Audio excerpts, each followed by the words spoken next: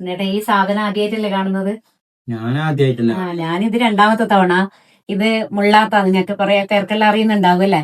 ഞാൻ അന്ന് ആദ്യമായിട്ട് കണ്ടത് ആശ ടീച്ചറെ വീട്ടില് കുന്താപുരം പോയ സമയത്താണ് കണ്ടത്. ഇതും ആശ ടീച്ചറെ അമ്മ കൊടുത്തു വിട്ടതാണ്. ഇതും ഇതിന്റെ ഒരു ചെടിയും. പിന്നെ സോർ സോപ്പ് എന്ന് പറയുന്ന സാധനമാണ്. ഇത് ഉണ്ണിയേട്ടൻ ഇതുവരെ കഴിച്ചിട്ടില്ലല്ലോ അല്ലെ? കഴിച്ചിട്ടില്ല, കണ്ടിട്ടുണ്ട്, വീഡിയോയിലെല്ലാം കണ്ടതായിരുന്നു, നേരിട്ട് കണ്ടിട്ടില്ല അല്ലെ? അപ്പൊ ഇത് ഈ സോപ്പ് പോലെ ആയതുകൊണ്ടാന്ന് തോന്നുന്നു ഒരു ചെറിയൊരു പുളി ഇതിന്. പിന്നെ പക്ഷെ എനിക്കിഷ്ടാണ് കേട്ടോ. ഇത് ഈ സീതാപ്പഴം ആ ഒരു ഇതിലെല്ലാം പെട്ടതാന്ന്. പക്ഷെ സീതാപ്പഴം എനിക്ക് അങ്ങനെ ഇഷ്ടമല്ല. പക്ഷെ ഈ സാധനം ചെറിയൊരു പുളിയുള്ളതുകൊണ്ട് എനിക്ക് പൊതുവെ ഓറഞ്ച് പൈനാപ്പിൾ എല്ലാം ഇഷ്ടമുള്ളതുകൊണ്ട് എനിക്ക് ഇഷ്ടമാണ്. ഇനി ഇവർക്കെല്ലാം ഇഷ്ടാവൂന്ന് അറിയില്ല.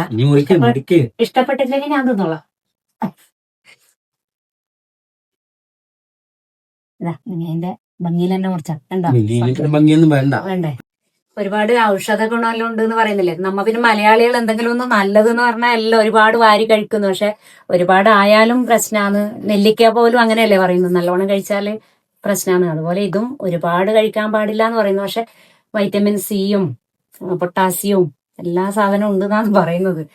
എന്നാലും എനിക്ക് കഴിക്കാൻ ഇഷ്ടപ്പെട്ടു. ഇത് നല്ല മണമുണ്ട്. മണം ഉണ്ടാകുമ്പോ ടേസ്റ്റ് ഇഷ്ടപ്പെടുമല്ലോ അല്ലെ? ഞാൻ ഇതുവരെ ടേസ്റ്റ് ചെയ്തിട്ടില്ല. സീതപ്പഴം അങ്ങനെ ഒരു ഇതിന്റെ വിത്ത് മുളക്കുന്നാണ് പറയുന്നത്. വിത്തുണ്ട്, കുറെ വിത്തുണ്ട്. വിത്ത് കഴിക്കാൻ പാടില്ലേ? അപ്പൊ വേണമെങ്കിൽ ഞാൻ മുറിച്ച് തരാമോ? എന്നാ ഒരു കഷ്ണം നീ കഴിക്കുക ആദ്യം. അത് കഴിക്കും, പിന്നെ ഞാൻ കഴിക്കാം. ഞാൻ നോക്കട്ടെ. മധുരം, പുളി, ഒരു മിക്സഡ് പൈനാപ്പിളിന്റെ